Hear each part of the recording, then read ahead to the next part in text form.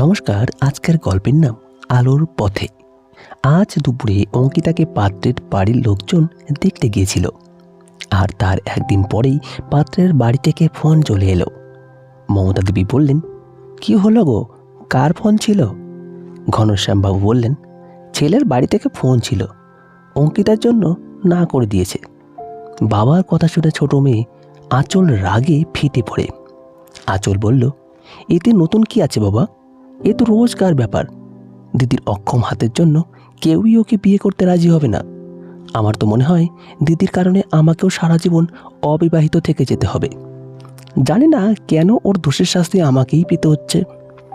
মমতা দেবী বলল, আঁচল, কেউ কি এভাবে নিজের দিদির সম্পর্কে এমন কথা বলে? একটু তো ভেবে কথা বল। আঁচল বলল, আমি ঠিকই বলছি মা। তুমি জানো না অর্জুনের মা বাবা বারবার জিজ্ঞেস করছেন তোমার দিদির বিয়ে কবে হবে। অর্জুনের বিয়ের পর তাদের নিজের মেয়েরও বিয়ে দিতে হবে, কিন্তু তারা এটাও চায় যে আগে আমার দিদির বিয়ে হোক, যাতে তাদের আত্মীয় স্বজনদের মধ্যে কেউ কথা না বলে। কাল আবার অর্জুন আমাকে জিজ্ঞেস করবেন, ছেলের বাড়ির লোকজন দেখতে এসেছিল, তোমার দিদিকে পছন্দ হলো? তখন আমি আবারও একই উত্তর দেব, আমার প্রিয় দিদির প্যারালাইজড হাতের কারণে আরেকবার ছেলের বাড়ির লোকেরা ওকে ফিরিয়ে দিয়েছে।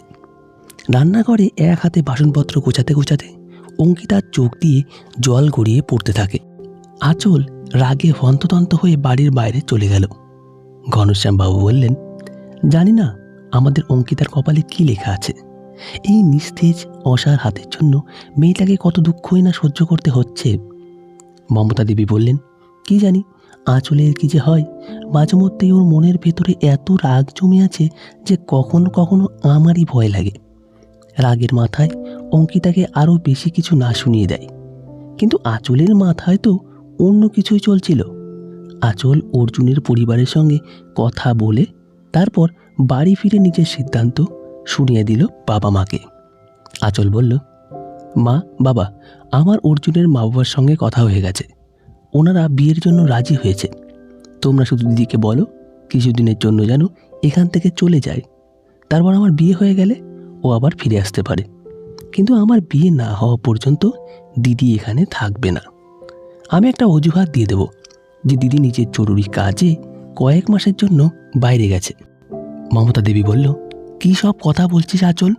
অঙ্কিতা তোর বড় বোন, আর তুই তোর নিজের দিদিকে নিজের বিয়েতে থাকতে নিষেধ করছিস। আরে এই বাড়িটা তো অঙ্কিতারও, ও এই বাড়ি ছেড়ে কোথায় যাবে? ঘনশ্যামবাবু বললেন, তুমি ঠিকই বলেছ মমতা, আমাদের কাছে আমাদের দুই মেয়েই সমান। ছোট মেয়ে যদি বিয়ে করতে চায়, তাই বলে কি আমরা আমাদের বড় মেয়েকে বাড়ি থেকে বের করে দেব?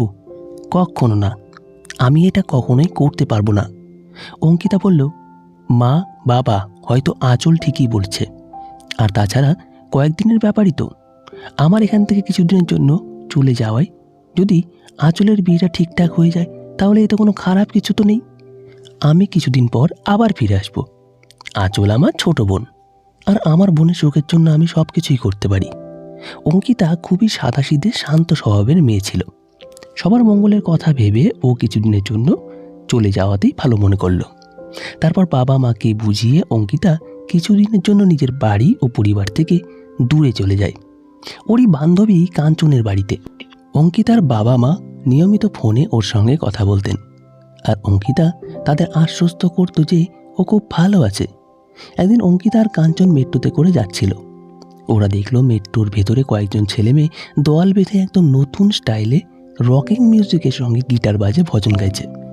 তাদের সঙ্গে মেট্রোতে থাকা অন্য যাত্রীরাও গুনগুন করে গাইছে আর নাচছে।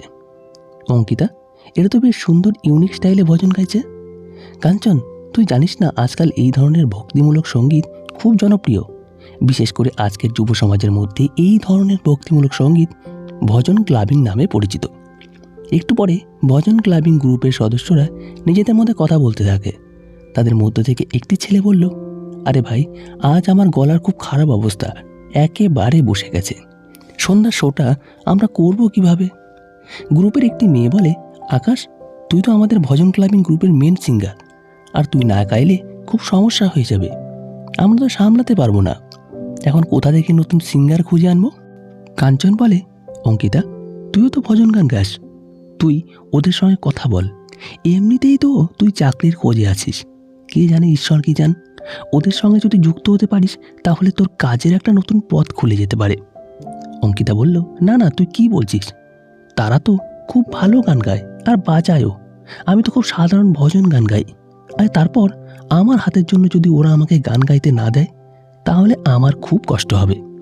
কাঞ্চন বলল, কিন্তু একবার কথা বললে ক্ষতি কি? আর এইটা তো ভক্তিমূলক সঙ্গীত, এখানে তো মনের অনুভূতিই দেখা হয়। অঙ্কিতা আর কাঞ্চনের কথাবার্তা গ্রুপের একটি ছেলে রোহিত শুনে ফেলে। রোহিত বলে, আপনি একদম ঠিক বলেছেন ম্যাডাম, আমাদের ভজন ক্লাবিং গ্রুপের প্রতিভাকেই গুরুত্ব দেওয়া হয়। আপনিও আমাদের গ্রুপে যোগ দিতে পারেন। এমনিতেই আমাদের একজন ফিমেল সিঙ্গারের দরকার। আপনি যদি ভজন গান করেন তাহলে আমাদের খুবই উপকার হবে। অঙ্কিতা একটু সংকোচ বোধ করছিল, কিন্তু সবার উৎসাহে ও গাইতে রাজি হয়ে গেল। অঙ্কিতা এত সুন্দরভাবে ভজন গান গাইল যে সবার ওর প্রশংসা না করে থাকতে পারল না। অঙ্কিতা সুরে ছিল গভীর বেদনা, যেন ভক্তিগানের মাধ্যমে ও নিজের দুঃখ ঈশ্বরের কাছে পৌঁছে দিতে চেয়েছিল। ওর কণ্ঠস্বর মৃত্যুতে ছড়িয়ে পড়তে যাত্রীদের মধ্যে শোরগোল একেবারে বন্ধ হয়ে গেল। যাত্রীদের মধ্যে কেউ কেউ আবার মোবাইল বের করে ভিডিও করতে শুরু করলো। কারো চোখ বন্ধ, কেউ হাত জোর করে গুনগুন করছিল। গান শেষ হতেই মেট্রো জুড়ে হাততালির গর্জন উঠল। গ্রুপের সব সদস্যই অঙ্কিতার ভূয়সী প্রশংসা করল। আকাশ, অঙ্কিতা তুমি খুব সুন্দর গান গাও। আমি চাই আজ সন্ধ্যায় আমাদের যে ইভেন্টটা আছে সেখানে তুমি আমাদের সঙ্গে পারফর্ম করো। মেঘা নামে একজন মেয়ে বলল, আকাশ, কেননা আমরা অঙ্কিতাকে স্থায়ীভাবে আমাদের গ্রুপে ফিমেল সিঙ্গার হিসেবে যোগ করি। তুমি তো জানো আমি কোরাসেই থাকি, এতে ফিমেল সিঙ্গারের অভাবটাও মিটে যাবে। রোহিত বলল, হ্যাঁ, আইডিয়াটা খুব ভালো। কি বলিস আকাশ? আকাশ বলল, একদম ঠিক কথা, আজ থেকে অঙ্কিতা আমাদের ভজন ক্লাবিং গ্রুপের সদস্য। অঙ্কিতা বলল, থ্যাংক ইউ কাঞ্চন, তুইও আমাকে খুব সাহস জুগিয়েছিস। কাঞ্চন বলল, আমি তো শুধু বন্ধুত্বের দায়িত্বটাই পালন করেছি অঙ্কিতা, বাকিটা তুই তোর নিজের গুণেই অর্জন করেছিস। আর তাছাড়া তুই নিজেও খুব ভালো মানুষ, তাই ভগবানও তোর পাশে দাঁড়িয়েছেন। চল, এবার নতুন সাফল্যের পথে হাঁটার সময় এসেছে। নতুন সঙ্গীত তোকে নতুন পরিচয় দেবে। সেই দিনের পর থেকে অঙ্কিতা আর নিজের পঙ্গু হাতকে দুর্বলতা হিসেবে ভাবেনি। এক হাতে মাইক ধরে নিজের কণ্ঠতে জাদুতে ও এত সুন্দর আর মধুর ভজন গান গাইত যে সবাই ওর গান শুনে ভীষণ প্রশংসা করত। অঙ্কিতার বোন আঁচলের বিয়ে হয়ে গিয়েছিল। অনেকবার অঙ্কিতার মা বাবা অঙ্কিতাকে ফিরে আসতে বলেছিলেন। আজ অঙ্কিতা বাড়ি ফিরছিল, কিন্তু হঠাৎ করেই ওর একটি খুব বড় অনুষ্ঠান বুক হয়ে গেল। আকাশ ফোন করে বলল, অঙ্কিতা, আজ একটা হোটেল লাউঞ্জ এরিয়াতে খুব বড় একটা ইভেন্ট আছে। এক দম্পতির বিয়ের 1 মাস পূর্ণ হয়েছে, তাই তারা সেটা সেলিব্রেট করতে চায়। তাই তুমি কাল গিয়ে তোমার মা বাবার সঙ্গে দেখা করে নিও। অঙ্কিতা বলল, হ্যাঁ হ্যাঁ, কোনো সমস্যা নেই, এটাও তো জরুরি, আমি মা বাবাকে বলে দেব। অঙ্কিতা জানতোই না যে আজ যে লাউঞ্জ এরিয়াতে ও শো করতে যাচ্ছে সেই পার্টিটা কোনো অচেনা মানুষের নয়, বরং ওর আপন বোন আঁচল আর অর্জুনেরই আয়োজন। এই পার্টিতে আঁচলের শ্বশুরবাড়ির লোকজনের সঙ্গে ওর মা বাবা উপস্থিত ছিলেন। ঘনশ্যাম বাবু আর মমতা দেবী বড় মেয়ের নতুন রূপ দেখে ভীষণ খুশি হলেন আর প্রাণ ভরে আশীর্বাদ করলেন। সবাই জেনে গিয়েছিল অঙ্কিতাকে, তবে অঙ্কিতা পরিস্থিতিটা সামলে নিল। অঙ্কিতা বলে, আমার একটা জরুরি শো ছিল, আমি চেয়েছিলাম বোনের বিয়েতে উপস্থিত থাকতে, কিন্তু আমার যাওয়াটা খুব দরকারি ছিল। তখনই অর্জুন বলে ওঠে, কোনো ব্যাপার নয় শালি সাহেবা, এখন তো আপনি এই শহরেই আছেন, চলুন একটা কাজ করি, আমরা একটা গ্র্যান্ড পার্টি রাখবো যেখানে আপনার ভজন ক্লাবিং গ্রুপ দারুণভাবে ভজন পরিবেশন করবেন। কি বলেন আকাশ? আকাশ বললেন, একদম ঠিক মিস্টার অর্জুন, অঙ্কিতার আত্মীয় মানে আমারই আত্মীয়, মানে বলতে চেয়েছে আমাদের গ্রুপ অবশ্যই পারফর্ম করবে। ইতিমধ্যে আকাশ অঙ্কিতাকে পছন্দ করতে শুরু করেছিল। আকাশ অঙ্কিতাকে প্রপোজও করে। অঙ্কিতাও যে মনে মনে আকাশকে ভালোবেসে ফেলেছে সে কথা আর লজ্জায় বলতে পারেনি। এরপর একটা শুভ দিন দেখে এক গোধূলি লগ্নে আকাশ আর অঙ্কিতার 4 হাত এক হয়। আঁচলও নিজের ভুল বুঝতে পেরেছিল। আঁচলের দিদি অঙ্কিতার কাছে ক্ষমা চায় ওর দুর্ব্যবহারের জন্য। এখন অঙ্কিতার সামনে জীবনের এক নতুন পথ খুলে গিয়েছে, যেখানে অঙ্কিতাকে আর পিছনে ফিরে তাকাতে হয়নি। তো বন্ধুরা, আপনি যদি অঙ্কিতার জায়গায় থাকতেন আপনি কি করতেন? গল্পের সমাপ্তিটা আজ এখানেই। আবার দেখা হবে পরবর্তী আরেকটি গল্প নিয়ে। ততক্ষণে ভালো থাকবেন, সুস্থ থাকবেন। ধন্যবাদ সকলকে।